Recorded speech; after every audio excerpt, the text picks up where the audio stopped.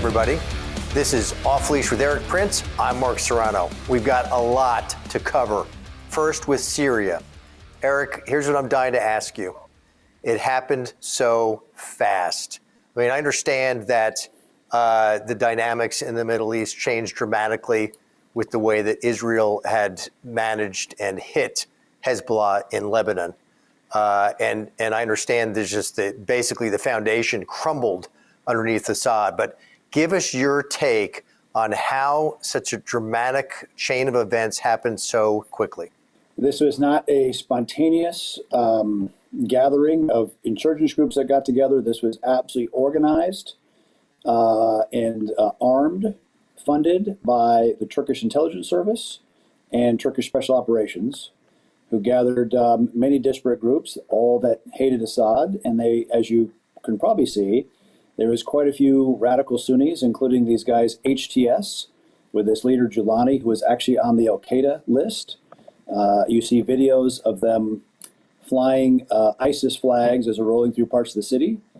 It will make for a not very Merry Christmas for the ancient Christian community all through Syria. And basically, they organized, the changing nature of warfare. I bet you if you look at it, they used a lot of drones. They used a lot of modern communications, and they did it in a way that it really surprised the Syrian Arab army, Assad's army, and they largely just collapsed. They evaporated. And we'll break down who benefits. Big loser here, the Russians. Their logistics bases that they need in Latakia, an airfield, and Tartus, their naval base. That is their one naval base on the Mediterranean. And Latakia is the way that they can access all of Africa, because they need, if you're flying a heavy cargo plane of weapons out of Russia, you need a spot somewhere in the Middle East, somewhere in the Mediterranean rim to land to refuel. And so if they lose that base, and I don't believe they lost it yet, they haven't pulled out, but it's not looking good for them. It will be an enormous setback. The Iranians, okay, and so remember, Assad is an Alawite. An Alawite is a kind of a Shia type religious, very, very small minority, which his father seized power, Hafez Assad, in the early 70s, slaughtered a lot of people, sent very clear messages that they were in charge, that the Alawite minority was ruling Syria literally since 1972 is an anomaly. Now that they've taken over, the Iranians, who had also intervened during the Syrian civil war, they intervened to save Assad. They are also cut off. So what does that mean? Iran, very active in Iraq to control Iraqi society. They moved that, they completed the Shia crescent that really goes from the top of the Persian Gulf, where Iraq touches the Persian Gulf, all the way to Lebanon, was all Shia friendly, and that enabled the Iranians to load up Hezbollah with hundreds of thousands of rockets and all the heavy weapons, which the Israelis have had a very hard time destroying, and especially deep in the tunnels. So, big setback for the Iranians. What it means for the Christians in Syria, like I said before, radical Sunnis, not friendly to the Christian minorities who have been living largely in peace for centuries. So this is a big rewrite, and I think that I'll be surprised if they actually establish peace and stability quickly.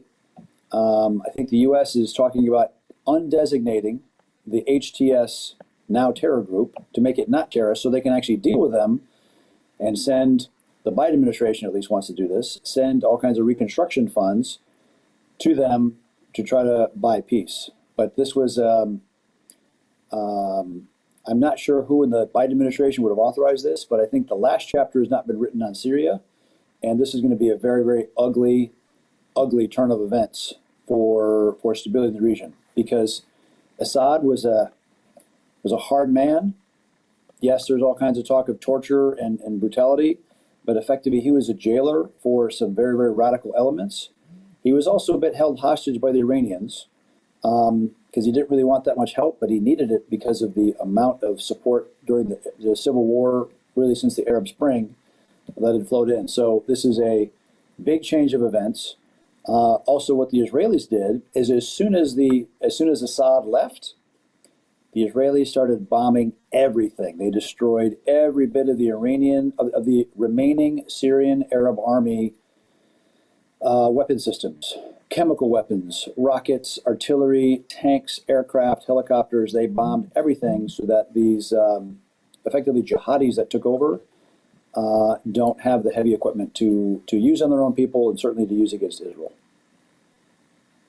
Yeah, and in the process, they've decimated Syria's surface-to-air missile capabilities. I think eliminated 95% of it.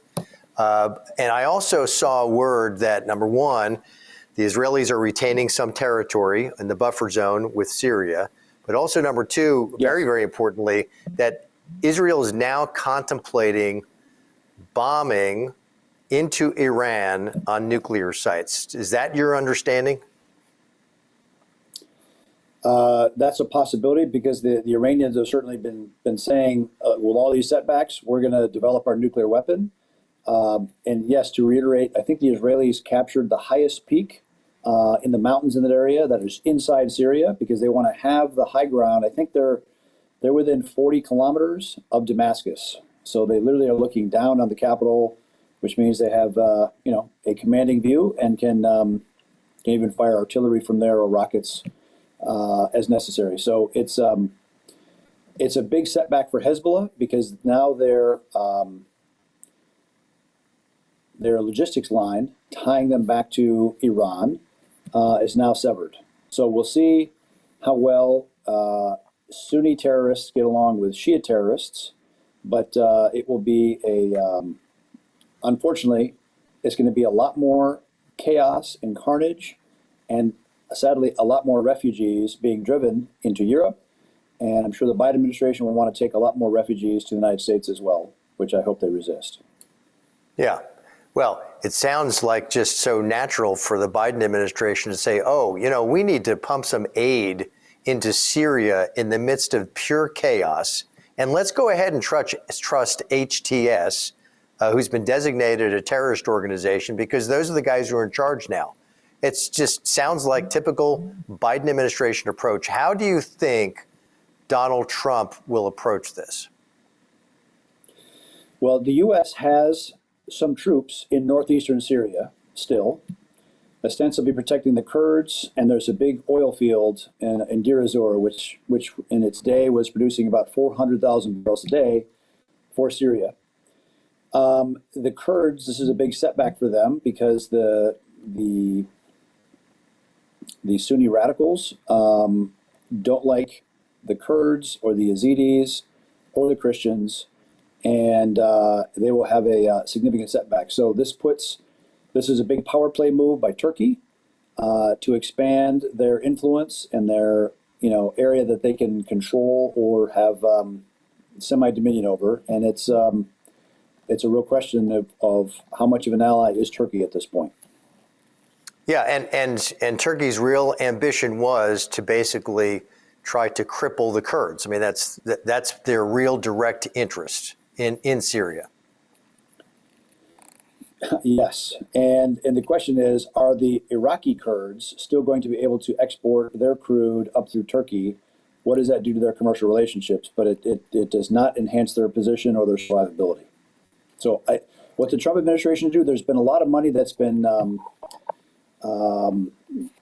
allocated and approved, but not really spent. There's actually billions of dollars of physical cash that the Kurds are sitting on in that area. I think making it an area of business that U.S. businesses can go and invest and provide some of their own security is probably the only way that these Christians and these Kurds could actually have some kind of survivability and longevity going forward, and letting that be a little bastion. We don't have to make it, it's not going to be an American state, but making it a center of security and trade amongst a fairly radical set of neighbors is about the best thing that can be hoped for. But I don't think U.S. troops need to stay there at all. They can transition actually to a contracted and indigenous security force because we do not need U.S. troops providing that kind of security any longer. It's enough is enough. The U.S. overreach and bloat and try to be all things to all people all the time is clearly not the answer. But again, nature hates a vacuum, and it can be filled with radicalism, or it can be filled with people that want to live in peace and safety and security if you give them the means to actually provide their own security, and it does not require any U.S. boots on the ground. Well, and I would think that to some extent, these dramatic changes in Syria change nothing for Donald Trump in the region. That basically, he wants to give Netanyahu the time to get the job done. And clearly, Donald Trump is always having his impact. In the words of Newt Gingrich, Donald Trump is the first ever de facto president of the United States, and even though we are 38 days from him taking office.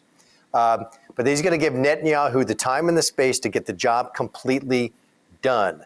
And that may involve Iran as well, in Israel's interests relative to Iran. But I just think he's going to just and he issued his warning, an amazing warning from Donald Trump in a Truth Social last week, where he warned Hamas, let those hostages go, because otherwise you're going to be hit after January 20th like no one's ever been hit before.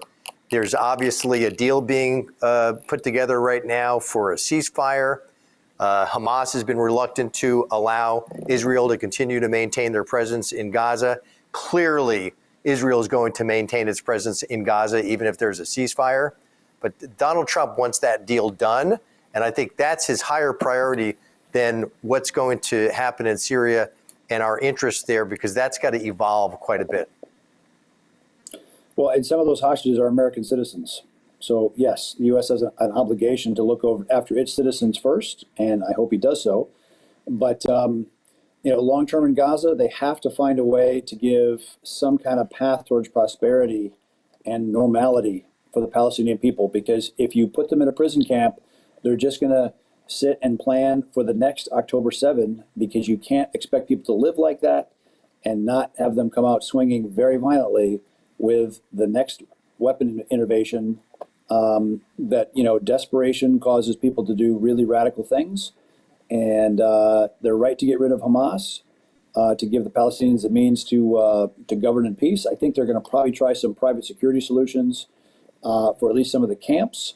But again, putting people in camps is also not the answer. They have to figure out how to rebuild a society that can move and trade and not actually be a prison camp. So it is a very, very difficult path. And the U.S.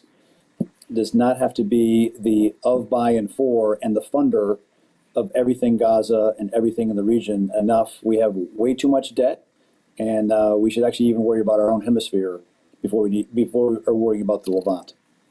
Yeah, well, of course, Trump was already conducting diplomacy when he went to Paris for the reopening of the Notre Dame Cathedral and saw Zelensky there. It seems now with this development in Syria, Eric, that this may actually add pressure to Putin to end the conflict in Ukraine. Do you agree with that?